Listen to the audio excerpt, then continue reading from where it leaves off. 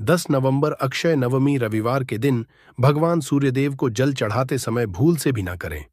यह गलतियां पुराणों के अनुसार कहा जाता है कि संसार के समस्त मानव को स्नान करने के पश्चात भगवान सूर्यदेव को अवश्य जल चढ़ाना चाहिए। तांबे के लोटे से जल चढ़ाना बहुत ही अच्छा समझा जाता है। जल के साथ अक्षत एवं फूल मिश्रित कर भगवान सूर्यदेव को जल चढ़ाने से भगवान सूर्यदेव बहुत ही जल्दी प्रसन्न होते हैं। जल को चढ़ाते समय भगवान सूर्यदेव के मंत्र का उच्चारण भी करना चाहिए। इससे मन में सकारात्मक ऊर्जा प्रवेश करती है। लोगों का स्वास्थ्य अक्सर खराब होता है। यदि वे लोग हर सुबह स्नान करने के उपरांत भगवान सूर्यदेव को जल चढ़ाते हैं तो उनको स्वास्थ्य से संबंधित जितनी भी समस्या होती है उन सभी का निवारण हासिल हो सकता है। बहुत से लोगों की कुंडली में सूर्य की दशा ठीक नहीं होती। इन लोगों को अवश्य ही रोजाना स्नान करने के पश्चात भगवान सूर्यदेव को जल चढ़ाना चाहिए। इससे उनके घर में जो भी खराबी है उसमें सुधार आ सकता है। सवाल ये कि सूर्य भगवान को कैसे जल चढ़ाएं एवं कब जल चढ़ाएं। चलिए और जल चढ़ाने वाले लोटे में क्या डालें। तो अब हम बात करते हैं कि भगवान सूर्यदेव को जल चढ़ाते समय हमें किन बातों का ध्यान रखना चाहिए। यदि आप भगवान सूर्यदेव को जल चढ़ाते समय यह गलतियां कर रहे हैं तो भगवान सूर्यदेव को जल चढ़ाना और ना चढ़ाना एक समान है। आइए जानते हैं। भगवान सूर्यदेव को जल चढ़ाते समय होने वाली गलतियों के बारे में हो सकता है कि इन्हीं गलतियों के कारण आपके रोजाना सुबह भगवान सूर्यदेव को जल देने से आपको किसी भी तरह का कोई लाभ हासिल नहीं हो पा रहा है। लेकिन दोस्तों, उससे पहले आपसे रिक्वेस्ट करते हैं कि वीडियो को लाइक जरूर करिएगा, दोस्तों को शेयर कर दीजिएगा और अगर आपने अभी तक चैनल को सब्सक्राइब नहीं किया है तो चैनल को सब्सक्राइब करके बेल आइकॉन जरूर दबाइए। सबसे पहली बात, पूर्व की ओर मुख रखें। भगवान सूर्यदेव को हमेशा पूर्व की ओर मुख रख के जल चढ़ाना चाहिए। जल चढ़ाते समय उस जल की छींट आपके पैरों के ऊपर नहीं पड़नी चाहिए। हमेशा इसका ध्यान रखिए कि जहां से भी आप जल चढ़ा रहे हैं उस स्थान से भगवान सूर्यदेव को देने वाले अर्घ का जल आपके पैर में किसी भी हाल में नहीं गिरना चाहिए। अगर जल चढ़ाते वक्त आपके पैर में वह जल गिरता है तो यह अच्छी बात नहीं है, क्योंकि इससे भगवान सूर्यदेव क्रोधित हो जाते हैं। आपके ऊपर किसी की अशुभ दृष्टि भी पड़ सकती है। भगवान सूर्यदेव को जल चढ़ाते समय सूर्यदेव के इस मंत्र का जाप करें, ओम सूर्याय नमः। दूसरी बात, बिना स्नान किए जल ना चढ़ाएं। भूल से भी यह गलती ना करें। बिना स्नान किए भगवान सूर्यदेव को जल ना चढ़ाएं। सूर्यदेव को स्वच्छता बेहद ही पसंद है। ऐसे में यदि आप बिना स्नान किए उन्हें जल चढ़ाएंगे तो वह आपसे रुष्ट हो जाएंगे और आप जिस कारण से उन्हें जल चढ़ा रहे थे उस कार्य में भी आप असफल हो जाएंगे। तीसरी बात, ताम्र पात्र का उपयोग। आजकल प्लास्टिक का बड़ा फैशन चल रहा है। प्लास्टिक की किसी भी तरह की चीजों से भगवान सूर्यदेव जल बिल्कुल भी अर्पित ना करें। इसके अलावा स्टील, पीतल, कांच इत्यादि पात्रों का भी प्रयोग ना करें। भगवान सूर्यदेव को जल चढ़ाने के लिए हमेशा ताम्र पात्र का प्रयोग करना चाहिए। इसके पीछे वैज्ञानिक कारण यह भी है कि सूर्यदेव की उष्णता से प्लास्टिक से कुछ जहरीली गैसें निकलती है जो हमारी सेहत के लिए भी अच्छी नहीं होती। चौथी बात, ब्रह्म मुहूर्त में ही अर्पित करें। जल कोशिश करें कि ब्रह्म मुहूर्त में ही आप भगवान सूर्यदेव को जल अर्पित करें। ब्रह्म मुहूर्त समय अर्थात सुबह के 3 से 5 बजे का समय भगवान सूर्यदेव को जल अर्पण करने का सबसे अच्छा समय समझा जाता है। जल चढ़ाने से पूर्व आपकी नियमित क्रियाकलाप भी पूर्ण होनी चाहिए। आप स्वच्छ वस्त्र पहनकर ही सूर्य को अर्घ्य दें। ऐसा करने से नवग्रह की कृपा जल चढ़ाने वाले व्यक्ति के ऊपर सदैव बनी रहती है। पांचवी बात, अक्षत एवं फूल अवश्य हो। भगवान सूर्यदेव को जल चढ़ाते समय जल, अक्षत, रोली, फूल अवश्य होने चाहिए। अगर आपके पास कुछ भी नहीं है तो अक्षत से काम चला सकते हैं। बस खाली सिर्फ जल ना चढ़ाएं। छठी बात, हाथ सिर के ऊपर रखें। हमेशा अपने हाथ को सिर के ऊपर रखकर ही भगवान सूर्यदेव को जल अर्पित करना चाहिए। जब जल की धारा भगवान सूर्यदेव को अर्पित करते वक्त गिरती है तो उसी धार से सूर्यदेव को देखना चाहिए। कहा जाता है कि ऐसा करने से व्यक्ति के ऊपर भगवान सूर्यदेव की कृपा बनी रहती है एवं व्यक्ति के मन में सकारात्मक ऊर्जा भी प्रवेश करती है। सातवीं बात, चप्पल ना पहने। भूल से भी पैर में चप्पल नहीं होनी चाहिए। यदि आप भगवान सूर्यदेव को चप्पल पहनकर जल अर्पण करेंगे तो वह आपसे रुष्ट हो जाएंगे और आपके जितने भी काम रुके हुए हैं वह सभी काम भी आगे नहीं बढ़ पाएंगे। इसलिए हमेशा सूर्यदेव को नंगे पैरों में रहकर ही जल अर्पित करें। 8वीं बात, रविवार के दिन अवश्य जल चढ़ाएं। आप हर दिन सूर्यदेव को जल चढ़ाएं या ना चढ़ाएं, लेकिन रविवार के दिन सूर्य को जल अवश्य चढ़ाना चाहिए, क्योंकि रविवार का दिन भगवान का दिन होता है। इस दिन को अवश्य ही हर व्यक्ति को सूर्यदेव को जल अर्पित करना चाहिए। इससे यदि आपकी कुंडली में किसी तरह का कोई सूर्य से संबंधित दोष है तो वह दोष गुण में परिवर्तित हो जाएगा। 9वीं बात, सादा भोजन लें। यदि आप सूर्यदेव को हर दिन जल चढ़ाते हैं तो इस बात का अवश्य ध्यान रखिए कि आप रविवार के दिन मांसाहार का सेवन ना करें। लाल रंग की सब्जी, मसूर की दाल ना खाएं। यदि आपके दिन मिष्टन ग्रहण करते हैं तो ये बहुत ही अच्छी बात है। रविवार के दिन लाल कपड़े भूल से भी ना पहने। अब बात करें उपायों के बारे में, तो रविवार का दिन भगवान सूर्यदेव को ही समर्पित होता है। रविवार के दिन भगवान सूर्यदेव की पूजा करना बहुत अधिक लाभदायी होता है। वैसे तो हमें प्रतिदिन ही भगवान सूर्यदेव की पूजा करनी है, लेकिन रविवार के दिन विशेष रूप से भगवान सूर्यदेव की पूजा कर लेनी चाहिए। तो आपको एक तांबे का पात्र लेना है। उस तांबे के पात्र में आपको जल रखकर भगवान सूर्यदेव को हर रविवार को अर्पित करना है। अगर आप प्रतिदिन नहीं कर पाते हैं तो रविवार को जरूर करें। वैसे आपको प्रतिदिन ही भगवान सूर्यदेव को जल जरूर देना चाहिए, चाहे आप कोई भी पूजा नहीं कर पाते हैं, समय नहीं है आपके पास, तो सिर्फ स्नान करने के बाद सूर्यदेव को जल भी अर्पित कर देते हैं। तब भी आपके जन्म कुंडली के ग्रह दोष समाप्त हो जाते हैं और आपको भी परेशानियां होती है, उन परेशानियों से मुक्ति मिलती है। जब आप सूर्यदेव को जल अर्पित करते हैं तब गायत्री मंत्र का जाप करें। गायत्री मंत्र का जाप आप यथासंभव कर सकते हैं। अगर आपके पास समय है तो 108 बार कर लीजिए, नहीं तो जितनी देर आप जल दे रहे हैं वहां पर खड़े होकर भगवान सूर्यदेव के सामने 5 मिनट तक कर लीजिए। इससे आपको बहुत लाभ होता है। गायत्री मंत्र का जप करने से, जैसे सूर्य को जल अर्पित करते समय जब हम गायत्री मंत्र का जप करते हैं तो हमारी नौकरी में अगर कोई बाधा आती है तो वह दूर होती है, नकारात्मक ऊर्जा दूर होती है। रविवार के दिन सुबह जब आप सूर्यदेव को अर्घ्य देते हैं तो उसमें थोड़ा सा गुड़ मिला लीजिए। इससे क्या होगा? इससे आपकी सभी कामनाएं पूर्ण होंगी। अगर आप भगवान सूर्यदेव को जल अर्पित करते हैं, उसमें थोड़ा सा गुड़ मिलाकर अर्पित करते हैं, तो आपकी सभी कामनाएं पूर्ण हो जाती हैं। भाग्य का बहुत लोगों को नहीं मिलता है। बहुत से लोग कमेंट करते हैं कि हमारा भाग्य हमारा साथ नहीं देता है। ऐसे में भाग्य का कारक समझा गया है, प्रबल कारक समझा गया है सूर्यदेव को। तो जब आप सूर्यदेव को सुबह जल देते हैं तो जल देते समय आपको गायत्री मंत्र का जप करना है और उसके अलावा आपको भाग्य का साथ चाहिए। तो रविवार के दिन गुड़ और चावल का दान करना अच्छा समझा जाता है। गेहूं का दान भी आप कर सकते हैं। गेहूं और गुड़ का करना बहुत श्रेष्ठ समझा जाता है और इसको करने से आपके सभी काम बनने लग जाते हैं। अगर आप ये दान करते हैं तो भगवान सूर्यदेव की कृपा से आपके जो काम होते हैं, जो रुके हुए हैं, बनने लग जाते हैं। भाग्य का साथ आपको हासिल हो जाता है। अगर आपके आत्मविश्वास में कमी आ गई है, पराक्रम में कमी आ गई है और आत्मविश्वास आपका कमजोर होता जा रहा है, तो ऐसे में आपको चाहिए कि रविवार के दिन अपने माथे पर लाल चंदन का तिलक लगाएं। लाल चंदन डालकर भगवान सूर्यदेव को अर्घ्य दे दीजिए और अपने माथे पर भी आपको लाल चंदन का तिलक लगाना है।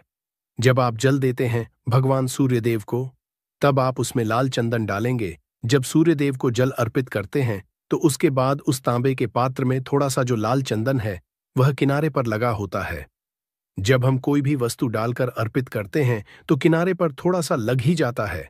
उस पात्र से ही अनामिका उंगली में आपको लाल लेना है और इसे अपने मस्तक पर लगाना है। अगर आप ये प्रतिदिन करते हैं तो निश्चित बहुत शीघ्र आपके आकर्षण में वृद्धि होती है। आपके सभी काम बनने लग जाते हैं। आप अगर व्यापार करते हैं तो आप जिनसे भी डीलिंग करते हैं, जिनसे भी आपका व्यापार है, जिनसे भी आपका व्यापारिक रिश्ता है, बहुत मजबूत स्थिति में होता है। आपके मान सम्मान के साथ आपके आत्मविश्वास में भी वृद्धि होती है। सूर्यदेव की कृपा पाना चाहते हैं तो लाल मसूर की दाल किसी ब्राह्मण को रविवार के दिन दान कीजिए। अगर आप किसी ब्राह्मण को लाल मसूर की दाल दान करते हैं तो इससे आपके कुंडली के ग्रह दोष दूर होते हैं। यह आप 7 रविवार कर लीजिए जैसे कि आप दान करते हैं। अब जैसे इस रविवार से आपने शुरू किया तो 7 रविवार लगातार कर देंगे तो आपको बहुत शीघ्र लाभ हो जाता है। ग्रह दोषों से मुक्ति मिल जाती है। रविवार के दिन गुड़ खाकर किसी काम पर निकलना चाहिए। जैसे प्रातःकाल आप थोड़ा सा गुड़ खा लेते हैं तो इससे सूर्यदेव बलि हो जाते हैं। और गुड़ और चावल से बनी हुई खीर अगर आप भगवान सूर्यदेव को चढ़ाते हैं तो इससे दिन भी बहुत अच्छा हो जाता है। भगवान सूर्यदेव को अर्पित करने के बाद आप यह खीर प्रसाद स्वरूप स्वयं भी खा सकते हैं और परिवार के सभी लोग खा सकते हैं। इससे आपकी तरक्की होती है। जीवन में आपको सफलता की हासिल होती है। व्यापार हो, नौकरी हो, हर जगह आपको तरक्की मिलती है।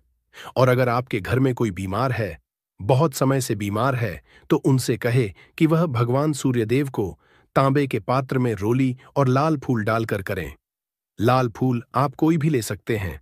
गुलाब का, गुड़हल का, जो भी लाल पुष्प उपलब्ध हो उसको तांबे के पात्र में डालकर थोड़ी सी रोली या लाल चंदन डाल सकते हैं। ऐसा करने से सूर्य ग्रह बलि हो जाता है तो आत्मविश्वास बढ़ता है। आत्मा के कारक है भगवान सूर्यदेव, और जब हमारा आत्मविश्वास बढ़ता है रोगों से मुक्ति मिलती है, नकारात्मक शक्तियों से छुटकारा मिल जाता है, दवाइयां शीघ्र ही काम करने लग जाती हैं। रविवार के दिन हृदय स्तोत्र का पाठ जरूर करना चाहिए। अगर आप चाहते हैं आपको सूर्य ग्रह का पूर्ण लाभ हासिल हो, चाहे आप आपकी जन्म कुंडली में सूर्य मजबूत स्थिति में भी हो, तब भी रविवार को आपको आदित्य हृदय स्तोत्र का पाठ जरूर करना चाहिए। आदित्य हृदय स्तोत्र का पाठ अगर आप 3 बार करते हैं प्रतिदिन या फिर 3 बार रविवार को भी कर लेते हैं तो इससे भी आपके जीवन की परेशानियां दूर होती हैं। आपके मन में कोई भी काम ना हो, जैसे हमने शुरू कहा, गुण चाहिए, संतान चाहिए, मान सम्मान चाहिए, आत्मविश्वास चाहिए, शिक्षा में सफलता चाहिए, नौकरी में सफल चाहिए। जीवन में आपकी कोई भी समस्या हो, उस समस्या से मुक्ति पाने के लिए आपका आत्मविश्वास बली होना बहुत आवश्यक है। अगर आपके अंदर आत्मविश्वास होगा तो आप किसी भी समस्या से मुक्ति पा लेंगे।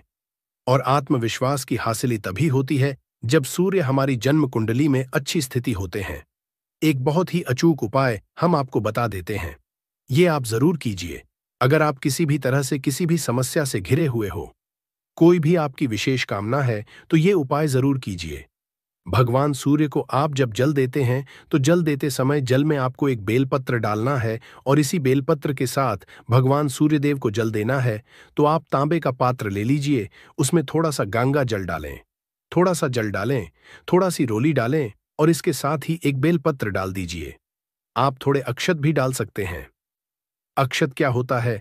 चावल होता है जिसके टूटे हुए दाने ना हों, बिल्कुल साबुत चावल होता है, उसे अक्षत कहा जाता है। तो थोड़े से अक्षत, रोली और बेलपत्र डालकर भगवान सूर्यदेव को जल देना है। 7 बार में आपको जल देना है। जैसा कि बताया जाता है आपको 3 बार में जल देना चाहिए। रोक रोक कर एक ही पात्र का जल हम 3 बार में देते हैं। हमें बेलपत्र डालना है तो इस विशेष सामग्री की से हम इस जल को 7 बार में भी दे सकते हैं। तो आप रोक रोक कर उसी जल को, एक पात्र के जल को ही 7 बार में दीजिए। भगवान सूर्यदेव को देखते हुए आपको मंत्र बोलना है। तो इस तरह से आप इस मंत्र को बोलते हुए अगर भगवान सूर्यदेव को जल अर्पित करते हैं तो बहुत शीघ्र ही आपके मन की मनोकामना पूर्ण हो जाती है। आपकी जो भी कामना है भगवान सूर्यदेव से कहे। थोड़े समय तक आप आदित्य हृदय स्तोत्र का पाठ कर सकते हैं। चाहे तो 1 बार या 3 बार या फिर 108 बार गायत्री मंत्र का जाप कर लीजिए, या भगवान सूर्यदेव का कोई भी एक मंत्र जिसका आप 108 बार जाप कर सकते हैं। जरूर इस प्रयोग को करने के बाद कीजिए। कोई बड़ा काम है जो कि नहीं हो पा रहा है, आप उसके लिए इस उपाय को कर सकते हो। तो सीधी सी बात यह है कि आप अपनी किसी भी प्रकार की मनोकामना के लिए इस वाले उपाय को कर सकते हो। तो यह उपाय वह व्यक्ति कर सकता है जिस व्यक्ति को अपनी प्रकार की मनोकामना भगवान शिव जी से पूर्ण करवानी हो। और अगर कोई भी माताएं बहनें जो है अपने घर की सुख और शांति के लिए, घर में धन समृद्धि को बढ़ाने के लिए ये वाला उपाय करना चाहती है, तो घर की जो बड़ी माताएं बहनें होंगी वह इस एक दीपक वाला उपाय को विशेष रूप से करें। क्योंकि माताएं बहनें घर की लक्ष्मी होती है, और जब घर की लक्ष्मी कोई विशेष उपाय करती है तो उसका फल ही बहुत जल्दी मिल जाता है, बहुत बड़ा होकर मिलता है। अन्यथा इस उपाय को कोई भी व्यक्ति कर सकता है, चाहे वह बड़ा हो, चाहे वह छोटा हो, चाहे वह बच्चा हो।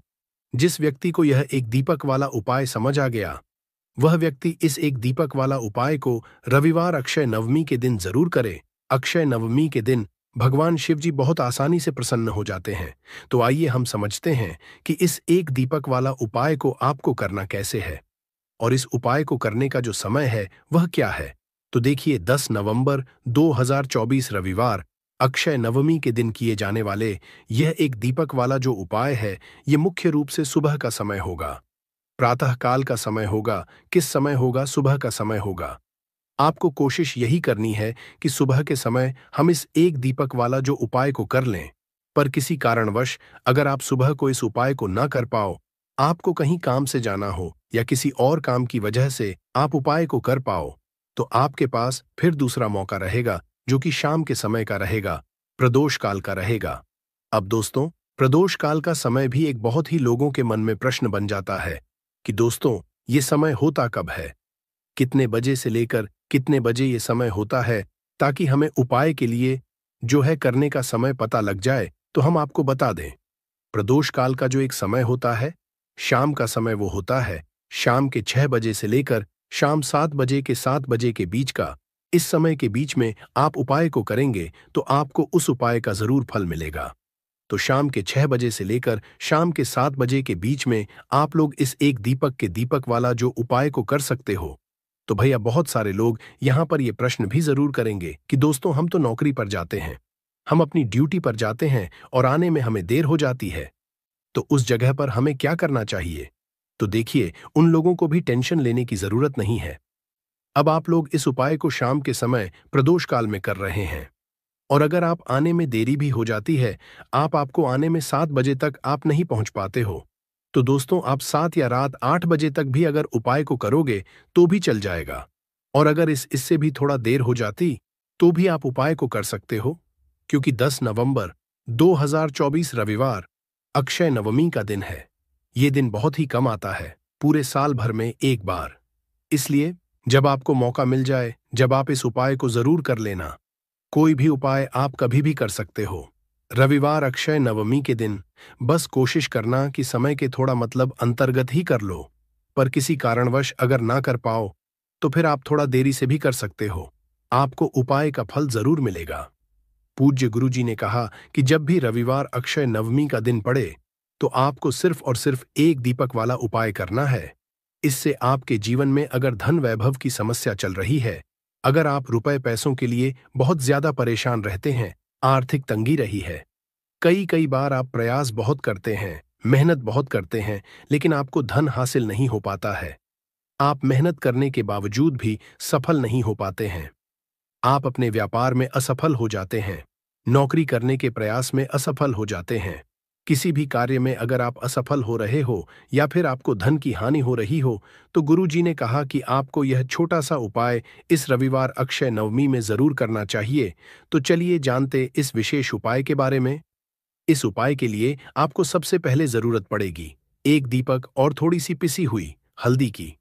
अब ये हल्दी वाला एक दीपक रविवार के दिन घर में जला देना, रातों रात ही करोड़पति बनोगे, क्योंकि दोस्तों, साल 2024 में कार्तिक मास की शुरुआत हो चुकी है और 15 नवंबर 2024 तक कार्तिक मास है। 15 नवंबर तक कभी भी आप यह उपाय कर सकते हैं। हल्दी वाला एक घर में अगर आप जलाते हैं कार्तिक मास में, तो ऐसा समझ लीजिए कि धन संपदा से आपका घर भरता चला जाएगा और मां लक्ष्मी की कृपा आपके ऊपर हमेशा बनी रहेगी। तो कार्तिक के महीने में दीपक वाला उपाय करने से श्री हरि विष्णु और मां लक्ष्मी की विशेष कृपा मिलती है, जिसके बाद व्यक्ति के जीवन में जितने भी दुख है, संकट है, धन से जुड़ी समस्याएं हैं, सारी की सारी दूर होने लगती है। कार्तिक का महीना ही है जब श्री हरियोग निद्रा से जागते हैं और मां तुलसी का सबसे पहले दर्शन करते हैं, और श्री हरि विष्णु के जागने के बाद सभी शुभ कामों की शुरुआत हो जाती है। कार्तिक के महीने में ही दीपावली का त्योहार हम मनाते हैं। कार्तिक के महीने में ही गोवर्धन पूजा की जाती है और भी बहुत सारे 30 त्योहार कार्तिक के महीने में ही आते हैं, क्योंकि कार्तिक का महीना पूरे साल में सबसे विशेष, सबसे लाभकारी है। जो लोग धन को परेशान हैं, जिनके पास पैसे की समस्याएं हैं, धन नहीं आता, धन में वृद्धि नहीं होती या कर्जे में फंसे रहते हैं, वो लोग तो विशेषकर इस महीने का लाभ उठाएं और कार्तिक के महीने में हल्दी वाला दीपक अपने घर में जरूर जलाएं। जिनके घर में दोष है, नजर दोष है, किसी ने कुछ करा दिया है या फिर घर में पैसा रुकता नहीं है, पानी की तरह बहता है या भाग्य साथ नहीं देता है। हर प्रकार का संकट और हर प्रकार का दुख दोष, नजर दोष, सब कुछ आपके घर से, आपके जीवन से दूर होगा जब आप हल्दी वाले दीपक का उपाय कार्तिक के महीने में करेंगे। तो चलिए बात कर लेते हैं कैसे कार्तिक के महीने में इस उपाय को किसी भी दिन करके आप महाधनी, महाकरोड़पति बन सकते हैं और धन से जुड़ी समस्याएं बिल्कुल आपके जीवन से दूर हो जाएंगी। जब इस उपाय को आप सही तरीके से कर लेंगे, देखिए कोई भी उपाय जब हम आपको बताते हैं या कोई भी आपको उपाय जब पता चलता है, आपको सबसे पहले उस उपाय को अच्छे से सुनकर समझना होता, फिर उपाय करना होता है। कभी कभी बड़े उपाय और बड़ी पूजा पाठ जो काम नहीं कर पाती है, वहां छोटे उपाय भी बहुत लाभ दे जाते हैं। उन्हीं में से एक है ये हल्दी वाले दीपक का उपाय।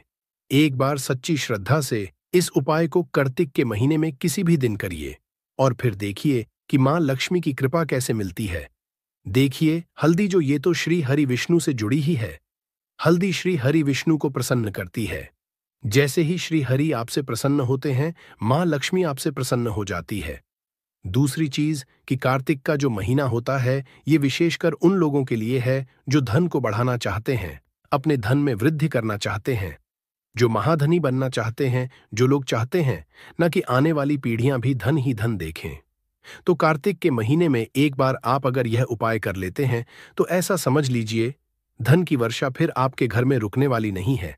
निरंतर आपके पैसा आएगा और आप महाधनी बन जाएंगे। देखते ही देखते जो रास्ते आपके जीवन में धन आने के बंद हो चुके हैं, जहां से धन नहीं आ रहा है या व्यापार नहीं चल रहा, नौकरी नहीं मिल रही, ऐसा समझ लीजिए यह एक हल्दी का दीपक महाचमत्कार आपके जीवन में करने वाला है और आपके भाग्य को चमकाने वाला है। तो चलिए बात कर लेते हैं उपाय को किस समय करना है। तो देखिए सबसे पहले आपको क्या है, एक मिट्टी का दीपक लेना है या फिर आटे का दीपक लेना है। आटे का दीपक ले लेते हैं तो बहुत उत्तम है, वरना अगर आप नहीं ले पाते हैं तो मिट्टी का दीपक भी आप यहां ले सकते हैं। अब आपको क्या करना है कि शुद्ध घी लेना है, देसी रुई की बाती लेनी है, गोल और दीपक कर लेना है। तैयार 2 से 3 चुटकी पिसी हुई हल्दी इसी दीपक के अंदर आपको डालनी है। लेकिन डालने का एक तरीका है, एक नियम है किस तरह से डालनी है। तो जब आप चुटकी में ले लेंगे पीसी हुई, फिर आपको ये मंत्र बोलना है, ओम नमो भगवते वासुदेवाय नमः, और फिर उस दीपक में डाल देंगे। फिर से हल्दी आपको अपने हाथ में लेनी है, मतलब चुटकी में लेनी है, 2 उंगलियों के बीच, अंगूठे और उंगली के बीच। फिर से आपको बोलना है ओम नमो भगवते वासुदेवाय नमः, और फिर उस दीपक में हल्दी डाल देंगे। इसी तरह से आपको 3 या 4 बार यह एक एक चुटकी हल्दी डालनी है और इस मंत्र को बोलना है। अब आप क्या करेंगे, ये दीपक तैयार करने के बाद थोड़े से आप यहां पर ले लेंगे पुष्प या फिर छोटी सी कोई प्लेट आपको लेनी है। सीधे दीपक आपको जमीन पर रखकर नहीं जलाना है। यहां पर आप कोई अनाज ले सकते हैं, जैसे कि गेहूं ले सकते हैं। अब अपने घर के मंदिर में बैठ जाना है, मां लक्ष्मी के सामने, श्री हरि विष्णु के सामने आपको ये दीपक लगाना है। सबसे पहले अगर प्लेट ली है, प्लेट रखेंगे, उसके ऊपर दीपक रखेंगे। अगर फूल लिए हैं तो फूल की पंखुड़ियां रखेंगे, उसके ऊपर दीपक रखेंगे। और अगर आपने अनाज लिया है, कोई जैसे गेहूं लिया है, तब आप गेहूं रखेंगे और फिर उसके ऊपर दीपक रखकर आपको जलाना है। और AUM महालक्ष्मी नमः ये मंत्र आपको बोलना है।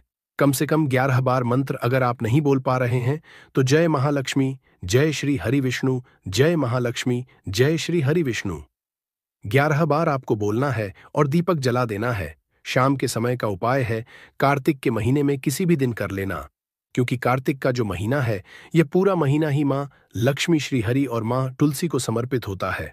और जो लोग इस उपाय को कार्तिक के महीने में करते हैं, वो अपने जीवन में ऐसे चमत्कार देखते हैं जिन पर उन्हें खुद भी विश्वास नहीं होता है।